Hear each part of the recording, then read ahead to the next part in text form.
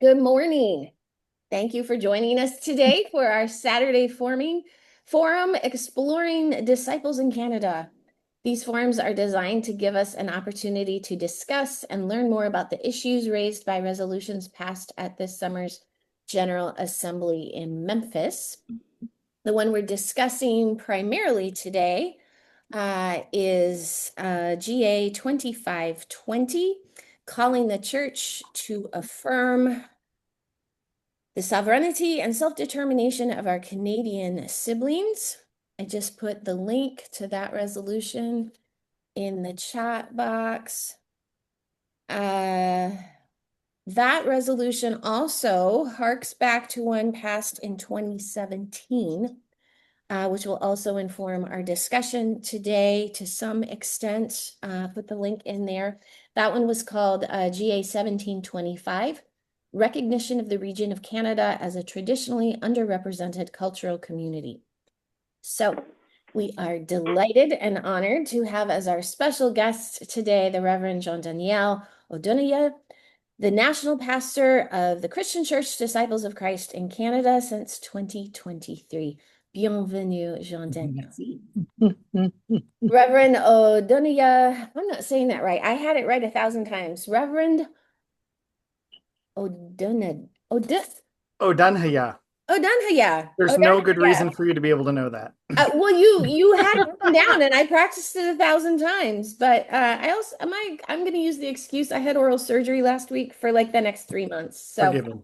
Reverend O'Donnell studied religion at Harvard, Yale, and Université de Montréal, and was a longtime ecumenical university and children's hospital chaplain. He is autistic and hard of hearing and an outspoken advocate for disability inclusion in church. When called to lead the Canadian Disciples, he was both the youngest person and the first French speaker to lead a mainline Canadian denomination. Reverend O'Donnell lives in Montreal with his twin daughters. He does have a strong connection to Southern California, however. He grew up Mormon and spent 3 years here in San Diego for his mission as a young adult. Oh, Let I him did share not more know about that. that with you if you like. I have asked him to share with us a bit about the Disciples Church in Canada and the stories behind these resolutions. We will then take some time for questions and discussion and finish up, I hope, with some final thoughts about how disciples here in the US can be better partners with our fellow disciples in Canada. If you are a clergy person who wants a CEU for this session, please say so in the chat. And I believe I do, in fact, have the email address of all the clergy currently with us. So you probably don't need to include them. So I'm going to give you the floor. I'm pointing at your little box on my screen. Okay, I don't know if that's the right direction for you, but I will give you the floor and tell us what you would like us to know. sure. Well, thank you all so much for having me. I'm Jean-Daniel, as mentioned. I live in Montreal, so it's early afternoon for me, but I'm glad to be with you. Um, the Christian Church Disciples of Christ is one of two mainline denominations that is binational. That is, we have a structure that is US and Canada. We share that with the Christian Reformed Church. They're the other ones who have a binational structure. And my colleague in the Christian Reformed Church and I are in similar positions where within Canada, we are the head of the denomination. So I attend the College of Regional Ministers, and when I'm with them, I'm a regional minister, but we never use the term regional minister in Canada for two reasons. It's absurd to call your country a region. And minister in the parliamentary system is a very government sounding word to people here. So I say national pastor because minister, that's the way the US cabinet uses secretary, we use minister. So it's just, if I say I'm regional minister, people wonder what parks I'm running. They don't think of church. They're like, oh, um, so just to explain, it's a dual identity. And so we function in communication with our American colleagues like a region, but we also function as our own denomination. And so we belong to the Canadian Council of Churches in our own right, not as part of the general church. We belong to the World Council of Churches in our own right, which does sometimes confuse people because there could be a World Council of Churches meeting where Terry shows up and says, I'm the general minister and president of the Disciples of the US and Canada. And I say, and I'm the national pastor of the Disciples of Canada. And people say, well, is she above you? And I'm like, no, yes, no. Um, I get that. so that's a little bit of this came about because disciples in the United States tend to have a story that our movement began as two movements with Alexander Campbell and Barton Stone. That is only two-thirds of the story for Canadian disciples. We also have a group, the Scotch Baptists, which were who came to believe in baptism and weekly communion and emigrated in large numbers to Nova Scotia on the east coast of Canada. They never had any connection with the United States in their history, Scotland to Canada. But when people from Campbell and Stone's movements began moving into Canada from the United States, particularly to the Niagara Falls region of Ontario, Hmm.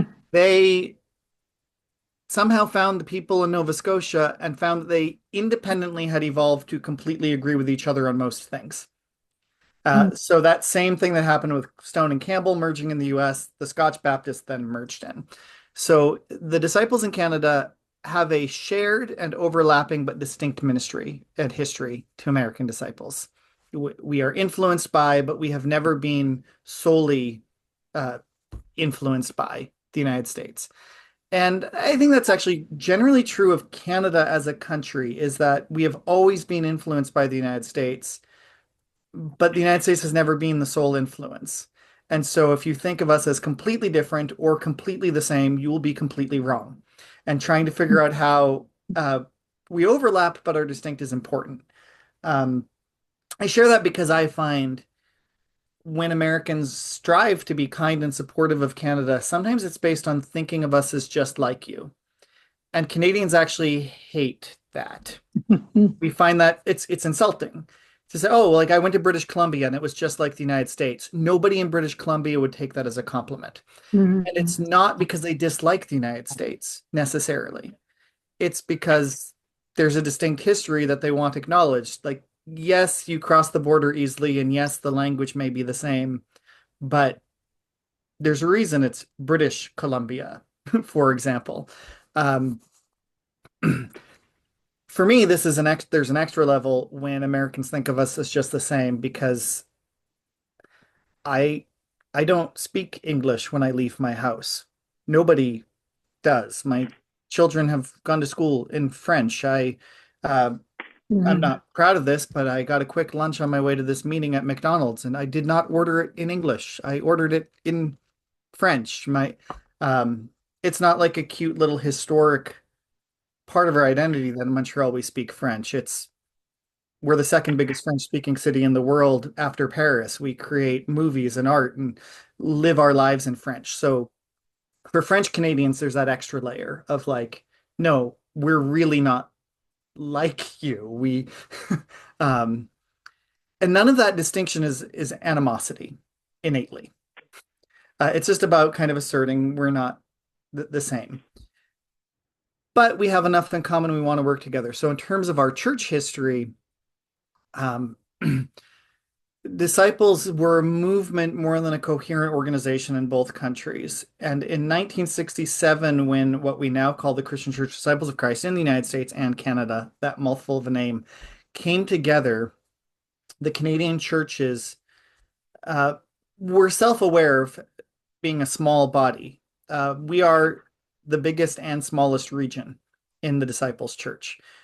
Our land area covers more than every other region combined because Canada is bigger than the United States. Um, but depending on how one counts congregations, we are in a fight with Arizona for the title of smallest region. Um, so we're very spread out. We don't have very many congregations. Um, Another distinction of the Canadian church, for those of you who know the history of the churches of Christ, a cappella and or more conservative churches somewhat splitting, that happened in Canada too, but much less dramatically. What I mean by much less dramatically is we continue to have shared Bible colleges, shared camps, shared ministries, shared pension plans, shared extension fund. We don't use the American Extension Fund. We don't use the American Pension Plan. And we share all those things with our more conservative restorationist people here in Canada, which means that even though people sometimes will perceive Canada as a more liberal country, I would say that Canadian Disciples are a more conservative denomination than American Disciples because we haven't split with our conservatives. It's because our conservatives were more willing to work with liberals. That means our denomination is more conservative. And that can be counterintuitive, but I promise it adds up when you think it through. Um, that puts us in a position of trying often in Canada to be a bridge between kind of the mainline and evangelical world. Um, so that's a little bit of a crash course of disciples in Canada, both long-winded and oversimplified. Things that I find when I'm in the US talking with my American colleagues in church or beyond that I think are useful for church-related discussions are to understand Canada has a parallel history with the United States, but the distinctions are worth noting. So we were established as a British colony. When Americans teach the American Revolution as 13 original colonies, no, there were not. There were 19. 6 didn't rebel, but there were not 13 colonies. There were 19. 6 didn't rebel. So Canada was the non-rebelling. And, there's kind of because you're so loyal to the king. The Canadian argument was that the American revolutionaries were selfish capitalists who just wanted to use violence to establish disorder and preserve slavery. So, um, and we can disagree on that history, but Canada abolished slavery long before the United States. I would tell Canadians to acknowledge we still had it here and not to get smug about it. Similar to Northern American states getting smug about it, like abolishing before the South means you did it too. And so at the international level, abolishing it before the United States means Canada did slavery too. But even by the 1780s, the abolition movement was way ahead in Canada. And that was part of the big reason for not rebelling. Um, the Black population of Nova Scotia historically came mostly from American slaves who fought for the British in the Revolution and were given land grants in Nova Scotia after. Um, so we have that parallel history. We have the parallel history of absolute horrific oppression to First Nations peoples, as we call them, or natives, as you tend to call them. Uh, that's parallel and shameful. Um, French Canadian population, we have been here since 1607. So French Canadians predate most English speaking settlements by quite a bit, but we were conquered by the British in the 1760s. And it was only 10 years later that we in Quebec, not that I was there for it, did not rebel from British rule to join the United States because the British actually gave French Canadians more guarantees about language and religion rights than the French king had or the Americans would. So that's how we ended up part of Canada. And it's been tense ever since because sometimes the English haven't actually kept their promises about language rights. But I would say, as a Quebecois, when people say, oh, doesn't Quebec want to leave Canada? No, we have literally voted on it twice and said no twice. Uh, so we've thought about it, but we can't say we want to leave because we have voted not to leave twice. Other distinctions are Canada is a more immigrant country now than the United States is. 1/4 of people in Canada are immigrants. In the United States, it's about 14%, so it's a lot, but we are significantly more immigrant country. The patterns of immigration are different. Our dominant source of immigrants in Canada in the last few decades has been India, not Latin America. So in British Columbia, the second most spoken language is Punjabi, for example. Um, so you'll see that, when it comes to First Nations relations, First Nations people make up a larger percentage of Canada's population than they do of the United States population. So those issues are more politically centered. It doesn't mean is correct, but it does not mean implicitly that the United States was better. It means that in Canada, it's a more central explain things in kind of social justice circles. If an American and a Canadian each say our country has a long history of racism, they're both telling the truth. But what will immediately come to people's minds in the US tends to be about Black people. And what tends to come to people's mind in Canada is First Nations people. And it is not to say that the other countries are actually that great with those other.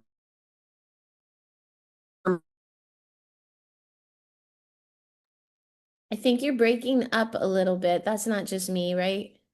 Okay. Can say that one more time, maybe. We heard the part about Americans think of slavery and Canadians think of First Nations people.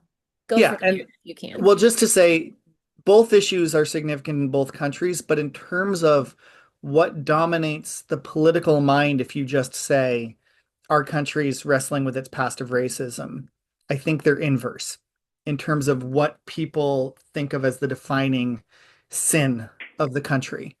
Um, but that doesn't mean Canada didn't have slavery or that the US actually handled First Nations issues well. Just kind of naming what is at the center of people's attention.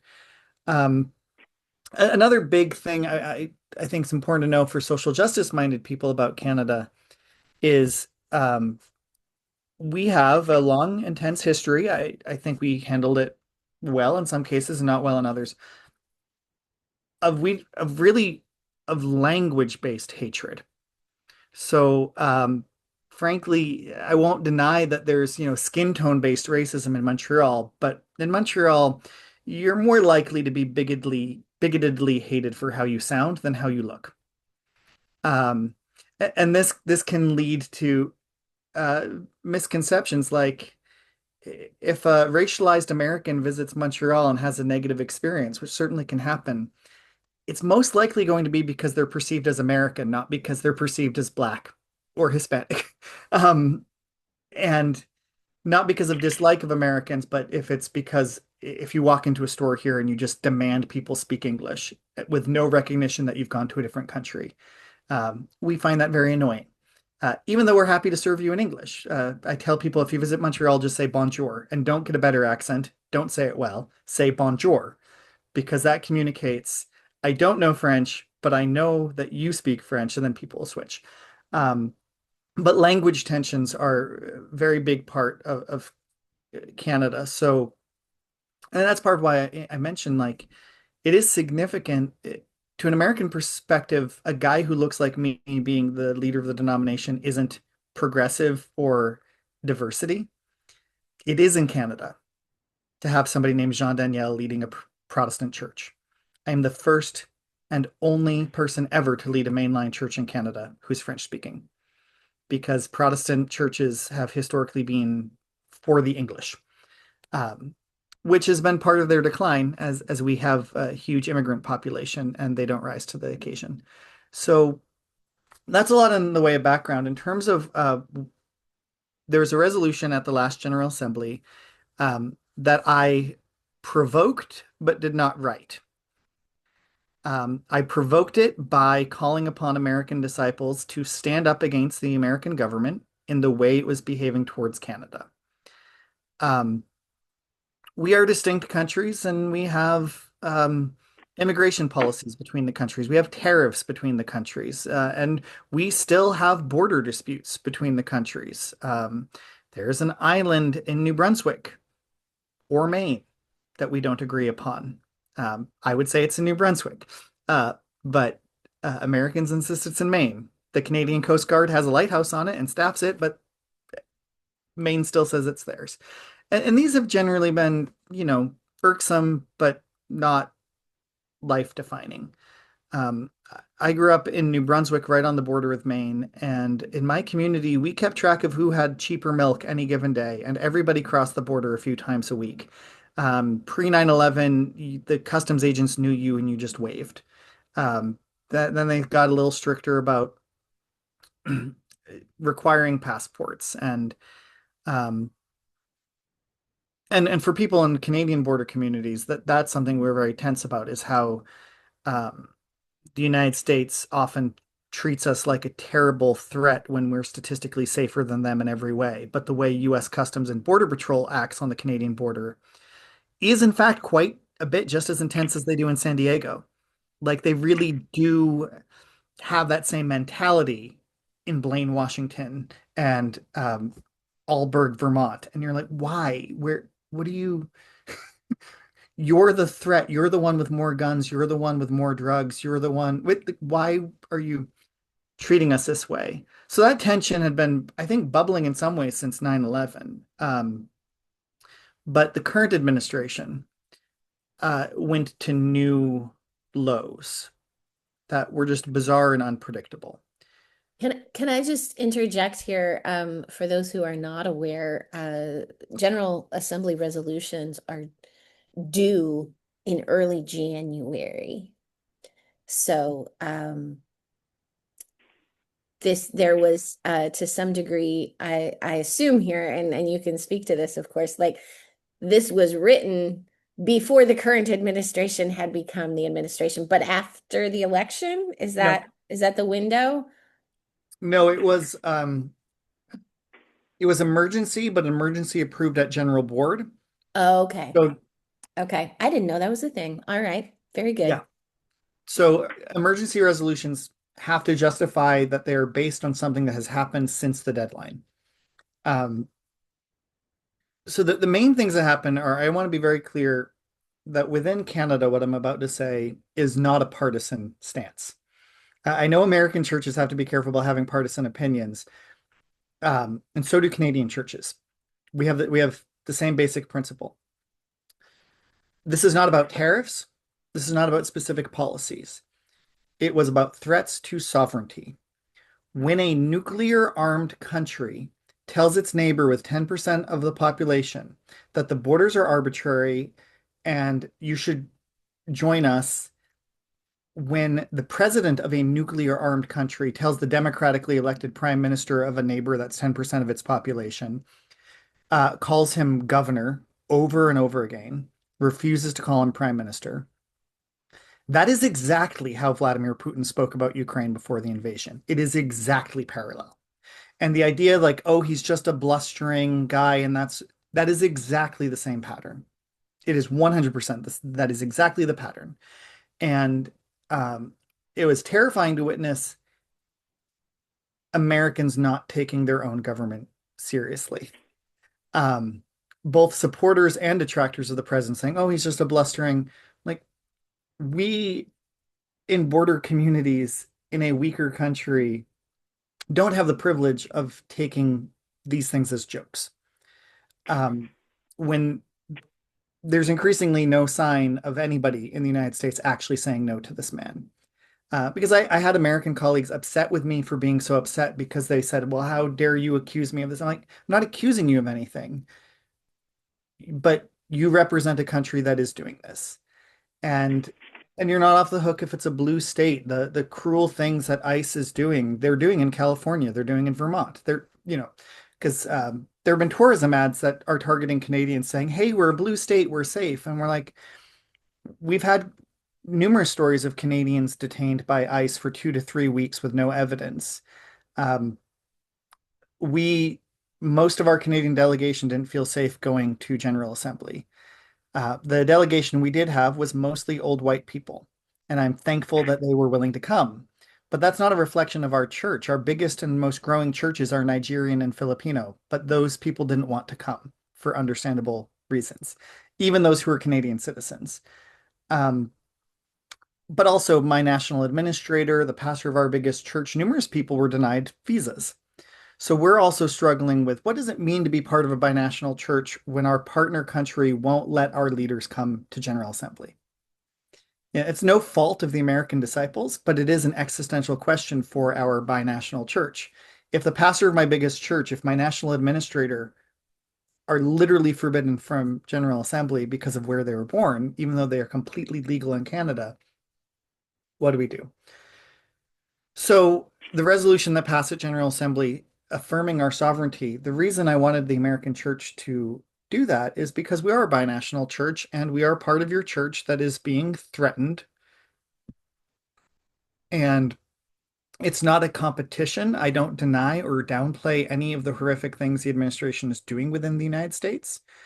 But there still is a distinction of he was democratically elected there, and he is not for us. He's not. And this is where I say it's nonpartisan because in Canada, because the only stance I'm saying about Canada's future as a leader of my denomination is that it's Canadians who decide it, right? Like I can have disagreements with other Canadians, but it's not a partisan stance within Canada to say a bully next door has no say on our future. Only we do. Um, so that's where it came about. This ties in with a resolution from a few years before the pandemic, where Canada was recognized as a distinct cultural community within the church. I'll conclude by kind of discussing that. I think I want to be clear and careful, but social justice minded Americans tend to think about race and only race, and they don't tend to think about language or political system. And where that gets complicated for us in Canada is um, sometimes Americans will say, well, you can't possibly be oppressed because like you're white. And it's like, well, but you're the bigger country. And you routinely do things, including within our general church, that keep forgetting that it's a binational church, which it has been since its inception. We were a founding partner. We're not Johnny come lately. We're always part of this. And forgetting to forgetting to have provinces on a drop-down list for registering for an event, forgetting to have a mechanism to accept donations in Canadian dollars. And I'll be honest, I find it offensive that we call the church the Christian Church Disciples of Christ in the United States and Canada and continue not to have any French resources on the front page of the website. And I complain about this to the right people too, but I'll complain about everywhere. Once you say and Canada, we are a bilingual country. And people say, well, what about Spanish? What about Korean? It's not zero sum, but this is a church that claims in its name a country that is officially French speaking. So even though we're a small percentage, there needs to be a bienvenue button. Um, you know, um, so that all sounds very complainy. So I guess I falsely said I'd conclude. My real conclusion is we love the partnership. Um, it's fiscally neutral. The United States is not bankrolling the Canadian church, nor is the Canadian church particularly bankrolling the American church. We've investigated that. Um, part of why it's fiscally neutral is it's hard to move money across the border. So a lot of general church ministries are not, we can't use them. We can't use the extension fund. We can't use the pension fund. Um, we're not part of any of those. The general ministries that we are very attached to are actually Ober Hispana and NAPAD. I would like us to also be attached to the convocation, but at the moment, that is not the case. Because we do have predominantly Spanish speaking and predominantly Asian churches that love having the dual connection of fellow churches in Canada, but also the cultural connection that they only get the critical mass of by being part of this binational body. Um, so those ministries are especially important. The College of Regional Ministers, I love my colleagues there, and that's a great part of the support too. The actual content of meetings, though, about 50% of it's completely useless to me. And I'll be honest about it. They'll have a pension plan presentation. I'm out. Extension fund presentation. No, I'm out. But how do you deal with this ministry crisis? Well, that's human nature. That's Canada and South Carolina aren't that distinct. So I hope that all this was just kind of what I would call an info dump, just a lot of info so that you can guide what you're curious about. And ask anything you'd like, as Rebecca permits.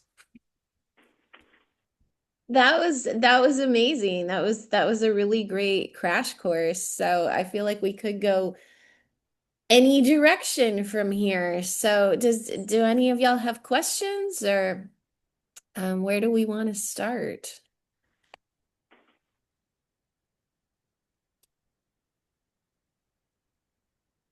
I have question. Well, my one question is kind of technical, and it's going back to the 2017 resolution. Uh, it according, I think it's maybe even in the footnotes, the thing about the Canadian Council of Churches, for instance, and who pays the dues. Like, did that stuff get worked out after that 2017 resolution? I mean, there were a fair number of like obvious things that needed to be fixed that were listed in that one, and I'm just wondering if any or most of or some of that was fixed by the time you took this position. Yeah, all the technical stuff of how we pay for what has been worked out. I had a meeting earlier this week with the new moderator of the United Church of Canada, which is one of our full communion partners, as well as Terry Hord Owens, the general minister and president, and Paul Che, who's the ecumenical officer for the disciples in the US and Canada. And part of it is, and this is no secret, nobody's being elusive here. We are in a lot of discussions figuring out which things in ministry make the most sense to do with other disciples across the border, and Mhm. which things actually make more sense to do in our own country ecumenically. Right. So, another general ministry we don't use and have access to is the Christian Church Foundation, which allows large planned gifts. We can't do that because of taxes and currency. Mhm. But we are setting up an account for Canadian disciples with the United Church of Canada Foundation, with the full knowledge and consent of the Christian Church Foundation, because they are like, no, that makes more sense. They're the Right. nonprofit. Um, but there are ways that we also really do want to be religiously connected with American disciples, like Obra and NAPAD. Um, but eh, and we're not a completely organic fit with our United Church of Canada full communion partners. We're not in a position of merging. We are more conservative and more evangelical than they are. Mm. Um, on social justice issues, on theology, on not necessarily that we enforce conservatism. We're disciples. We don't. But they enforce liberalism, which we also don't. Mhm. So if we have a church that wants to celebrate same-sex marriage or a church that doesn't, as a national body, we let them do what they as a congregation determine to do. Mhm. Mhm. So because of that, we're not talking merger, but we're trying to figure out points of partnership. Right. Um, Can you remind us what the denominations were that became the United Church of Canada? Because we have the United Church of Christ here, but those again are not yeah. identical things. No, so the United Church of Canada would be the equivalent of the United Church of Christ and the United Methodist and the PCUSA. Okay. So the Congregationalists generally, the Methodists, the And Presbyterians, Presbyterians. and yeah, okay. Okay. So, which is a lot. Yeah, It's hard to it's by imagine far those the three things here merging. Like that ship has sailed, never going to happen. But and uh, also I'd say for the Canadian religious landscape, that the United Church of Canada is by far the biggest Protestant denomination. So in Canada, mainline still outnumbers evangelical by a large margin, which is interesting. not the case in the United States, of course, right? But like in Canada, Protestant Christianity is dominantly progressive mainline. Hmm, interesting. Where do Baptists fit into that picture in Canada? Does Very, it have very some? small. And uh, but also, like in the United States, not always recognized or known for it, but a wide spectrum. Hmm. Mm-hmm. Like there are very liberal and very conservative Baptists in both countries. Okay. Cheryl? Um, Oh, sorry. Oh, yes. Well, first I really want to thank you for your graciousness in making your time and your energy and your knowledge available to us this morning, especially in the light of all the humiliation, embarrassment, and worse that has gone on. And it is some, I'm just curious. Um, has there been any progress made about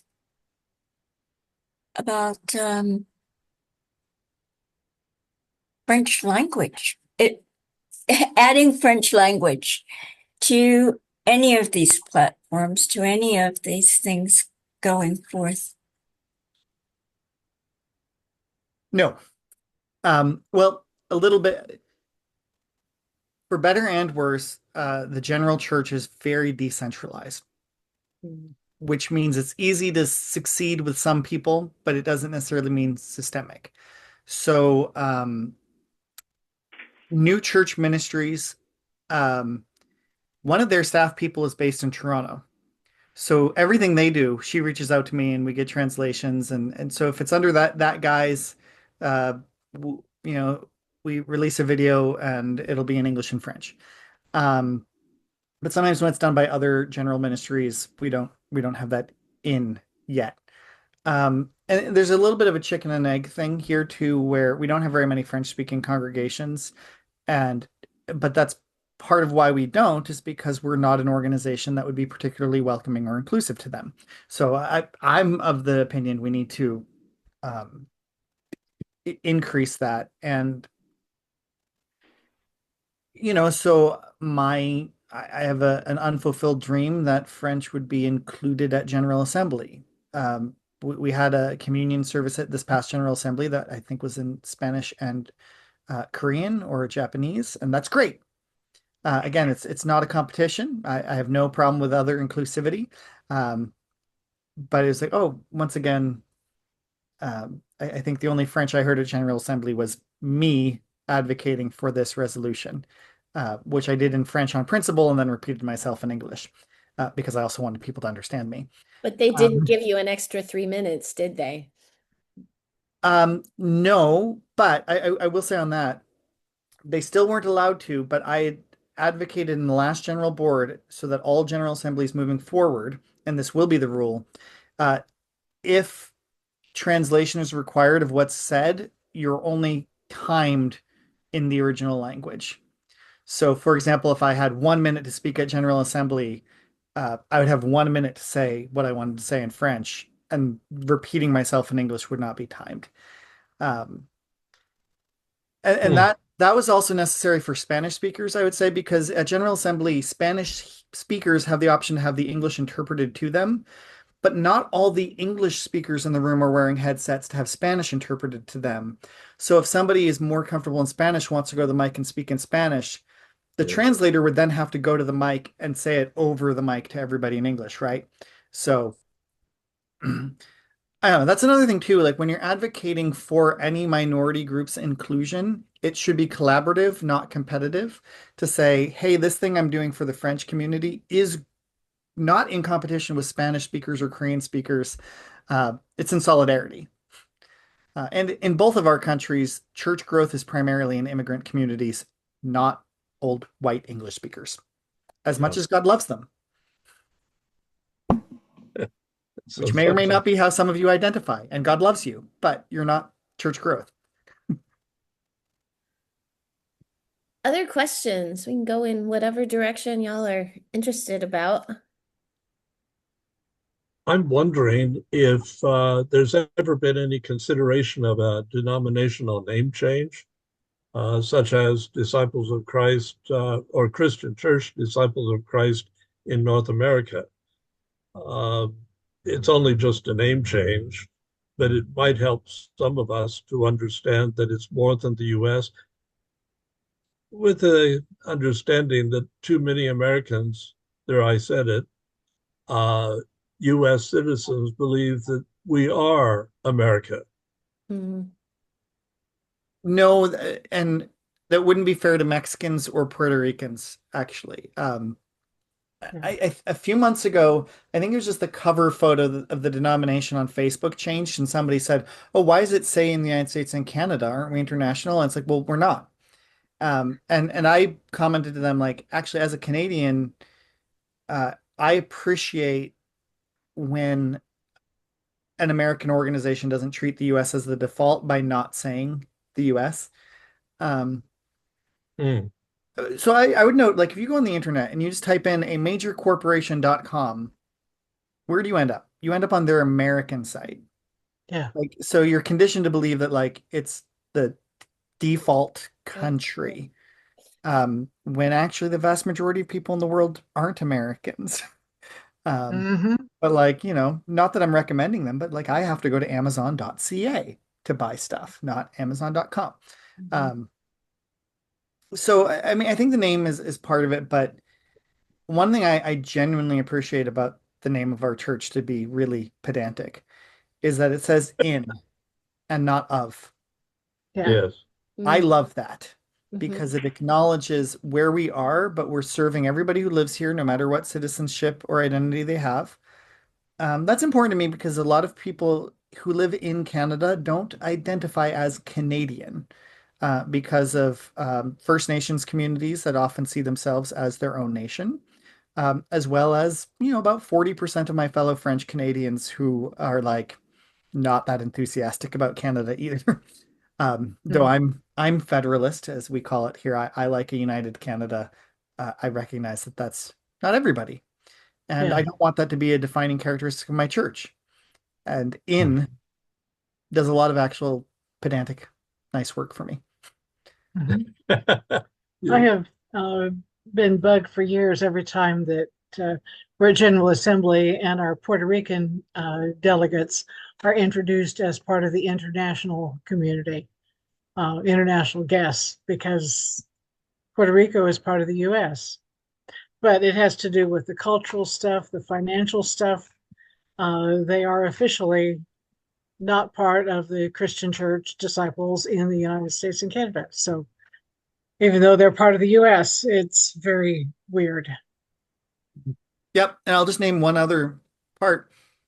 The American disciples, the general church can financially work with the Puerto Rican church and does much more than it does with the Canadian church that is theoretically part of it. Because we have the same pension fund, but you have the same currency and you have the same laws.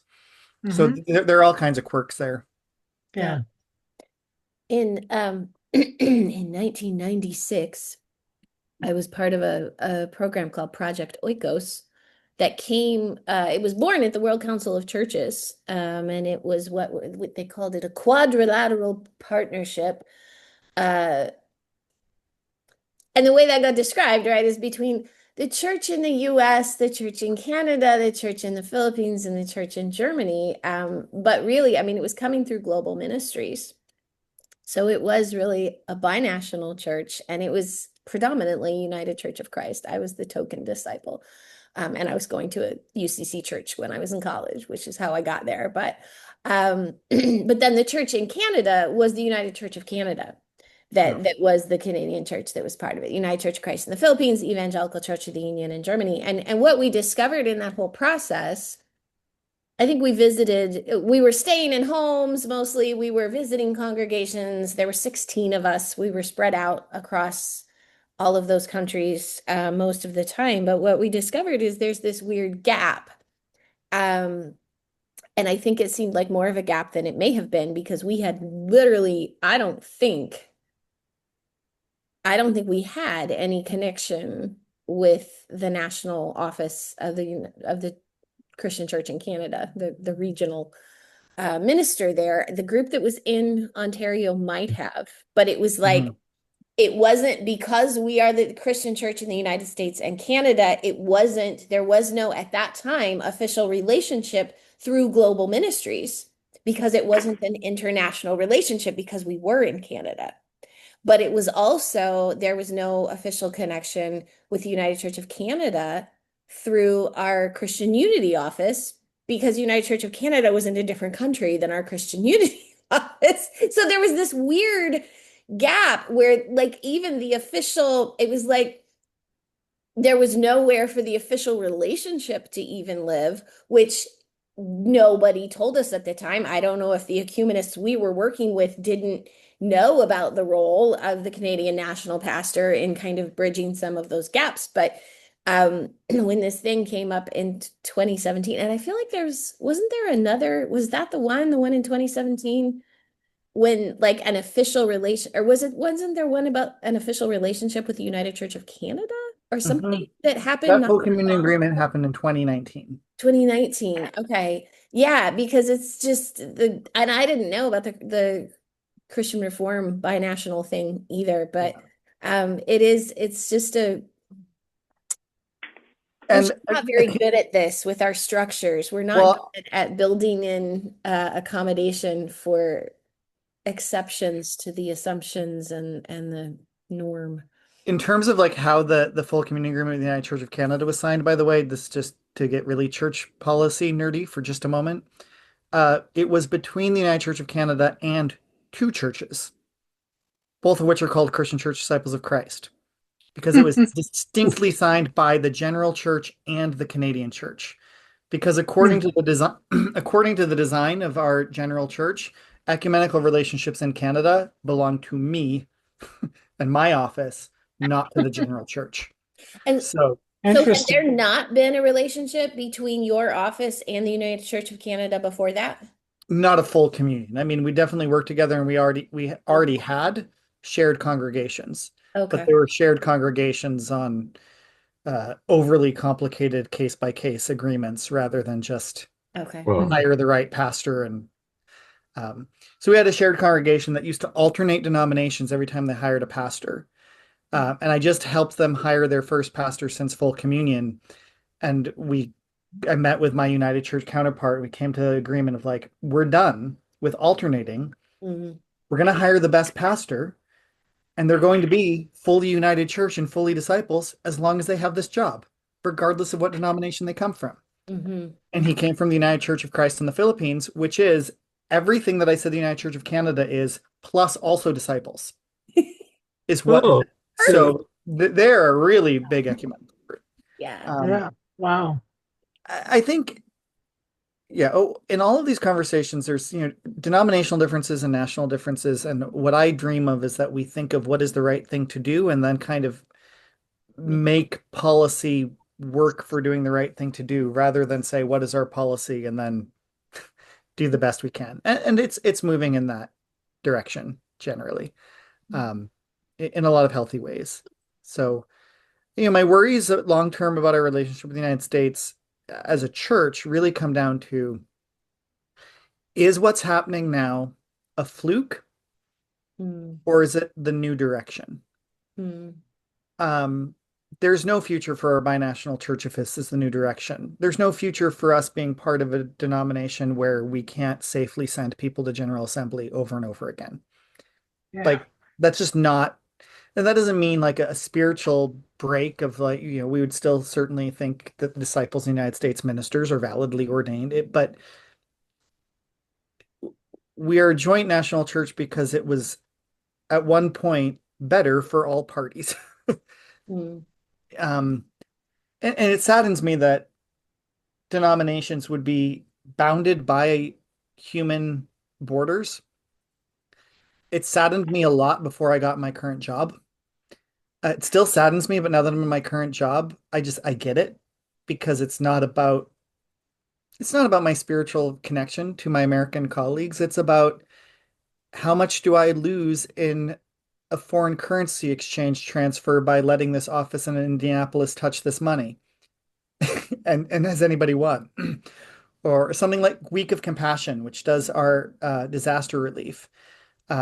It used to be that Canadians donated to that, and there were bank fees taken out when it moved to the US. And then if a crisis happened in Canada, they'd send money to Canada and bank fees would come out. And, a bunch of banks were making 10% off of every disaster. And we just realized, like, we're just going to keep money on our side of the border, not because we're selfish, but on a case by case basis. If we get to a point where like no disasters have happened in Canada, then certainly we would send money to help in the US. Mhm. But until Jesus comes back, we got to deal with the borders humans have made. Mm. And we like the border at the moment, to be frank. I'm not We would like to surprised. keep it. I may Some not of us would like to build a border around a certain residence and just wall off have that whole issue. a keeping in border as opposed to a keeping out border.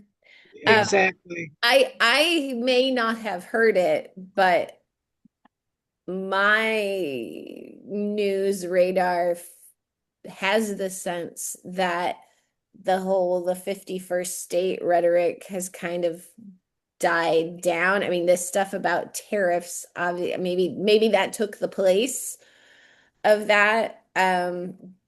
I haven't heard much about Greenland lately. But there's this constant barrage of malicious nonsense. So, do you at least feel like you're being like ignored better than you used to were 6 months ago? Or like where is it at this point for you all? Um, I think it's just not at the top of American news anymore. And I follow American news enough to understand why. You have plenty of other stuff going on. But no, the policy stance has not changed. Nobody in the US government has changed their mind. Nobody has apologized. And last week, um, the American ambassador to Canada said that we were bad friends for not visiting the United States more. And that was top news story Oh, here, that we Canadians were being bad friends to Americans. And like, oh, Blaming the so victim. so your government is Won't still give you a actively visa, saying all but of we're this. mad It's that you just don't not in the visit. top of your news. Okay. Nothing. Yeah, had any of you heard that? Yes. no. Steve, okay, yeah. Definitely not at the top of our We news. won't give you a visa, but we're mad you don't visit. Yeah. Oh my goodness. But I mean, they're also doing like this is pettier stuff, but like trying to raise the price of national park visits for people with foreign license plates. Like that's really going to encourage a Canadian to go to Glacier National Park in Montana when it literally is next to and the same as Waterton National Park in Alberta. So why would we like, mhm. oh, for an increased fee? It's like An we can already increased see fee. though we can already see those mountains from our national park. We're okay. And a bit of You want to extra be in more trouble and the danger, possibility of border detainment. Yeah. right? Well, I'll name one place where this has a very simple practical effect on church life. The only disciples' church in the state of Maine is in a tiny town called Lubec, which is right on the Canadian border. And there's a Canadian community called Campobello Island that only is attached by land to Lubec, Maine. It is not attached to the rest of Canada except by ferries. Um, they've lost nearly all of their Canadian attendance at that Disciples Church in Lubec, Maine. It used to be about half the congregation. Uh, Wow. mm. Oh, You're frozen again. you were frozen. I think maybe So frozen. Yeah. another silly thing is in a small town called Stansted, Quebec, and Derby Line, Vermont, the public library was deliberately built on the border. Yeah. About It's this. a shared library. They just had to spend this past summer, and this is a tiny community or two tiny communities, depending how you count it. They just had to spend $150,000 to build a new door on the Canadian side Hmm. because the US didn't want to continue the policy of letting Canadians walk on the sidewalk into the front door where there has always been like a camera from customs. But this is a little public library where the border is just a black tape line across the floor of the library, and it's cute and it's quirky and it's fun, but it also saves two small towns hundreds of thousands of dollars a year because why not Yeah. share the library? Um, I don't know, and like that small town is near me, and like I lead youth events with kids from that town, and they're just like, "Oh, I couldn't go to the library for my finals last spring because the United States government was afraid of a Canadian 17-year-old walking into their public library." Um, and I know that there are countless examples of this within the United States, but it seems that sometimes the cruelty is the point. Like Absolutely. Yes. there's no security issue here. There's no real issue here except just being mean. Well, and Yes. exerting power in every venue they can find to Hmm. exert it, just to prove that they have it, I think. Right? It's What I think one kind of spiritual point I would like to share with you all is because I understand a lot of Americans are upset and even feel victimized by the current, I was going to say regime or administration. I'm not sure how you'd prefer to phrase it. Um, and I acknowledge that. But I would say that from an international perspective, even people who feel that way need to understand that you are perceived as benefiting from this because you are. Um, you know, That's right. you're still the powerful American. So, Canadians aren't exactly assuaged by you saying I didn't vote for this, or I mean, they appreciate that, but it, there needs to be an acknowledgement that like this is being done, this is being done in your name, and um, and we know that it's not everybody, but it also doesn't affect how safe we feel visiting, how comfortable we are spending money, um, or the future of binational relations. And I don't know what time you intended to end. I'm happy to continue a little bit if people have questions, but I don't want to drag it on too long. But just to say, I'm also very grateful that you've all made the time to come here. You are the Americans who couldn't live further away from Canada. I've seen the map. It's true. So, it's a different conversation if I'm having it with people in Point Roberts, Washington, who are the inverse of Campobello Island, where their only connection to their own country is through Canada. Mm. Um, but yeah, I'm just, Mhm. I've lived and studied in the US. For me, I don't dislike the United States, even though I feel more at home in Canada. Um, I harassed innocent people in their homes in San Diego County for 2 years of my life in the name of a church I no longer belong to. Um, if I look familiar, I apologize for that day 20 years ago when I knocked on your door. Um, but so I also just love San Diego County. So yeah. So did we, and we're recent transplants here.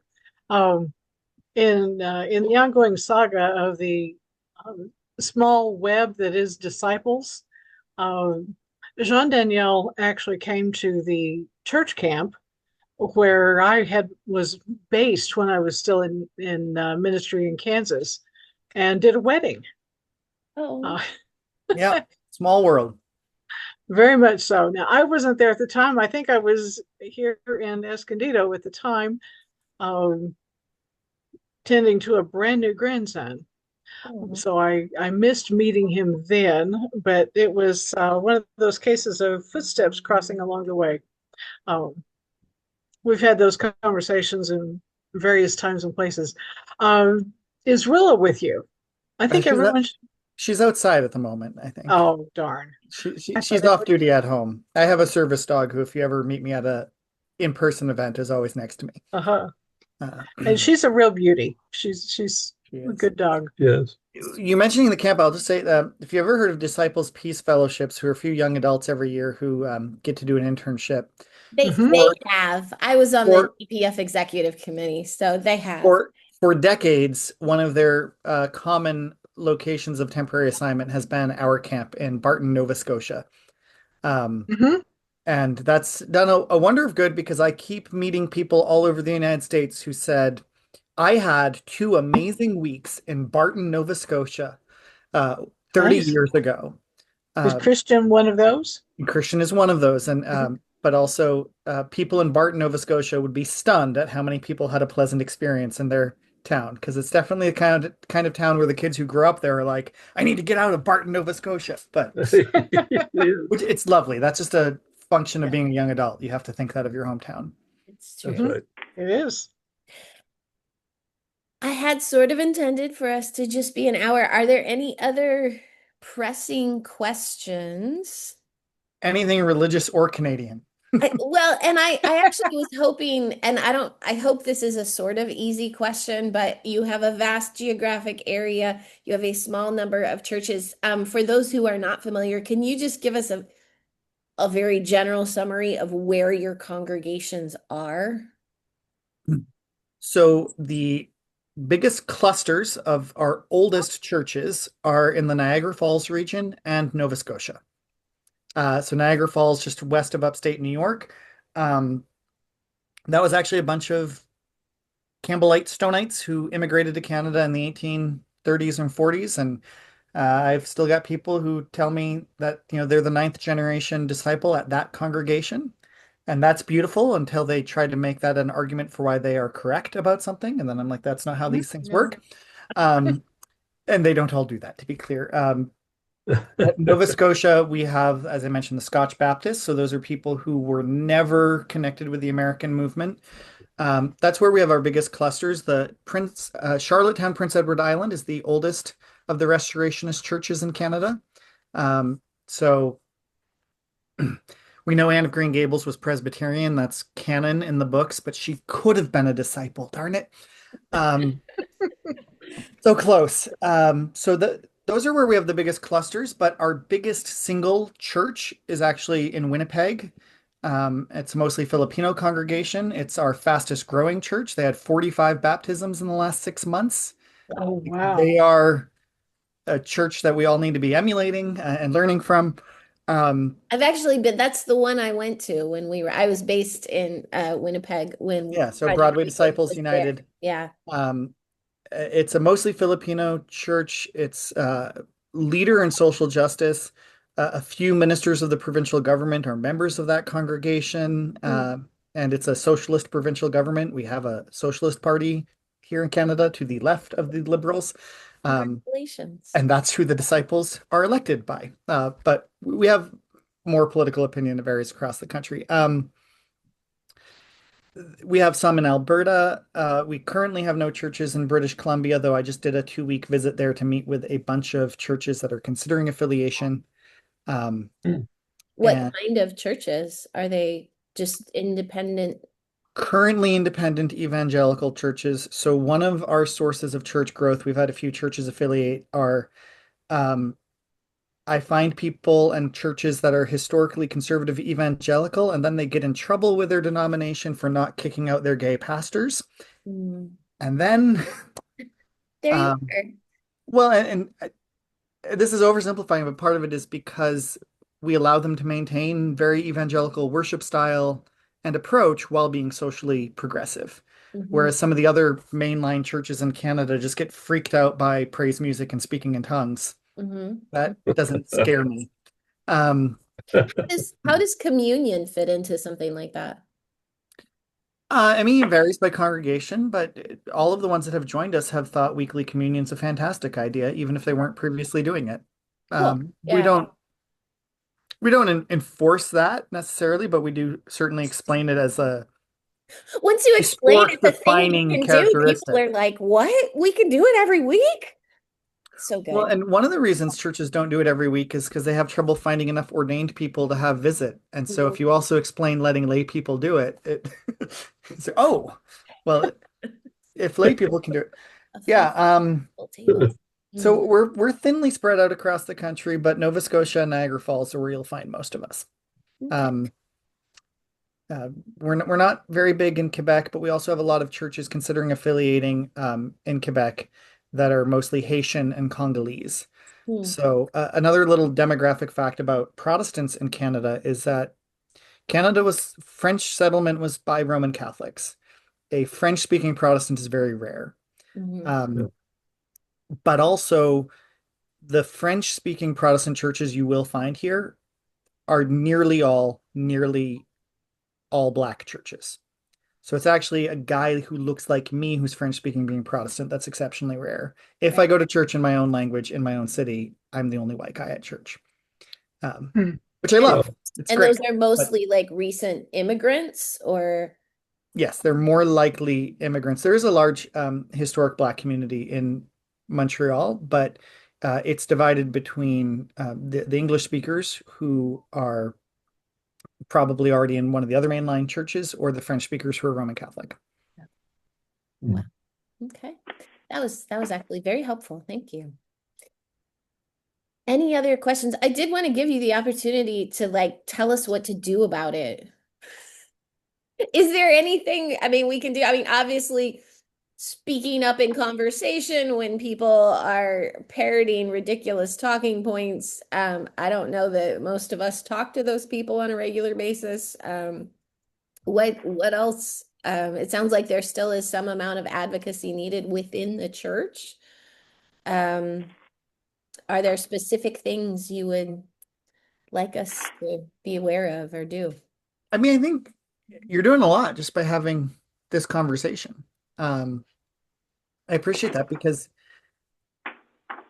I've been to general church meetings, and these are the people going to the general assembly or even general board who don't know that Canadians are coming. One person was very kind, but they were just like, "Oh, Jean Danielle, like, you French?" I'm like, "Well, I speak French, but I'm Canadian," and they didn't know that there were Canadians in the church or that people spoke French in Canada. So we had a lot of education to do.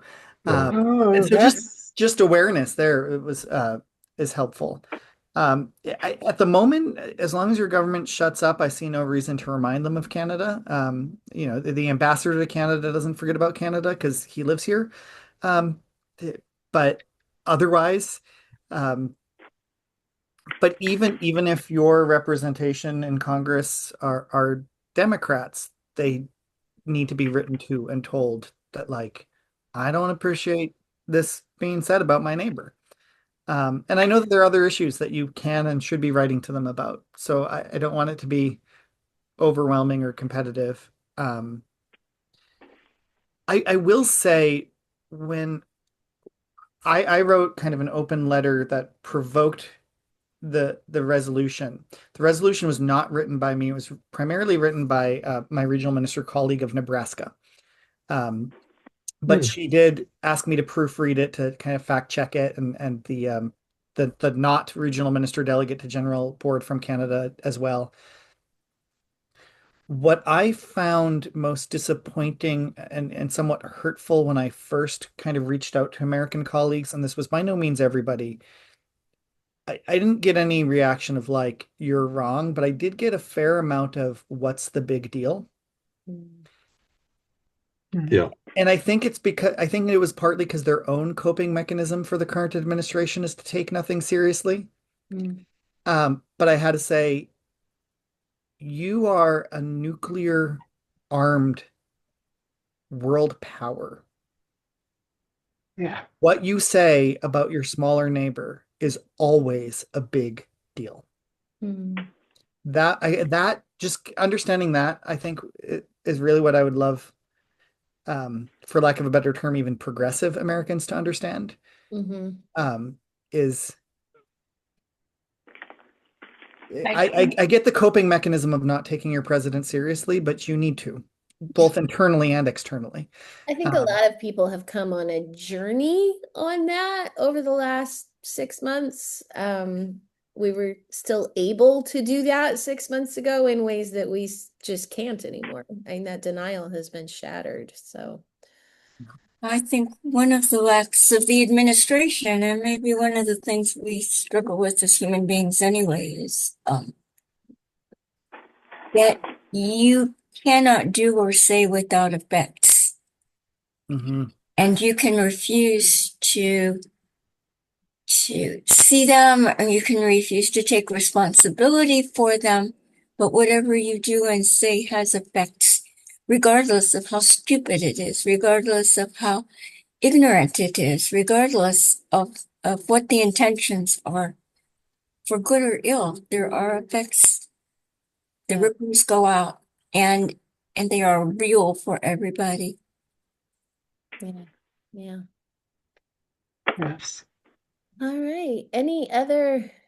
All right. Well, thank you so much. Welcome. Merci beaucoup, Jean Oh, de Daniel. rien. It is such an honor and a delight, really, to have you with us, to give us this much time to teach us all these things. I think we've all learned some important things today. So, um, thank you for the ministry you are doing there. How long have you been in the disciples? Because didn't you have a Episcopalian era in there? Well, so I joined the disciples. I discovered the disciples when I was in seminary. Um, I arrived in seminary wanting to be ex-Mormon, but not knowing where to go instead. Um, We have one like that on here, not uh, ex-Mormon, but right? so Wave your hand. yeah, so as mentioned, I grew up Mormon and I arrived in seminary, and it was at an ecumenical seminary, Yale Divinity School. Um, Dominantly Episcopalian, but they won't admit to that. They insist that they're ecumenical. Um, Yeah. and basically I kept saying, what I wanted in a church community was the freedom to love Jesus and sort out what I believe. Because when you're in seminary and trying to like pursue ordination, you have to pick. Uh, and you have to pick a statement of faith before you've even gotten to the class that teaches you about how that debate happened in the Reformation. Mm. So I was like, well, where can I go if I just like I love Jesus and I think women are equal, and like the rest I'm still trying to sort out. And a classmate of mine who at least Renee knows, Christian Watkins, said, "You sound like you're just a Christian. You sound like you're a disciple." And I didn't know she was speaking about a denomination. I was like, "Thank you, yes." And she's like, "No, no." Capital But D. there were no disciples churches in New Haven, so Christian Watkins and I started one Nice. to make there be a disciples church in New Haven, Connecticut. Um, and we also got funding from the Cooperative Baptist Fellowship. So that congregation was jointly Cooperative Baptist and Disciples. And they ordained me, and that's what I've been. But because Protestants are so thin on the ground in Montreal, my position as university chaplain was Anglican Church of Canada, United Church of Canada, and Disciples, and Whoa. Lutheran, and Presbyterian all at once. Ah. So I But was to be honest, really only a disciple could hold a position like that effectively. I mean, That's true. kind of, yes. But I was authorized to celebrate sacraments by the Anglican and Lutheran Church because of having that position without having left the disciples. mm, I don't know of anybody else who is an Episcopal priest and a disciples pastor, but I am. I am both. I have standing in both. Um, and it wasn't a theological plan, it was a job requirement. mm. Um, and my opinions have always been more disciples. Uh, but the Anglican Church of Canada, as Episcopalians are called here, do not have an overwhelming number of people who are French English bilingual and prefer working with young people. So they were theologically flexible to get me Wow. allowed to do communion. Do what we got to do. All right. Well, cool. What a story. Mhm. All right. Well, thank you so much. We are glad to have you with us. It's been very informative and full of insight. I'm gonna Thank you all Renee, so much. Renee, would you close us out with prayer? I'll be glad to. Precious God, we give you thanks for the witness from our Canadian neighbor and for all that he has brought to us today to help us broaden our perspective and to understand the challenges of living in a small country next to a overwhelmingly large neighbor. Even though Canada is larger and the US smaller, you've brought the conundrum that we must contemplate, and for that we are grateful. Oh God, we ask your blessing upon all that Jean Daniel continues to do, and we ask you to give us the courage to speak out effectively when the situation calls for us to raise our voices. In Jesus we pray. Amen. Amen. Thank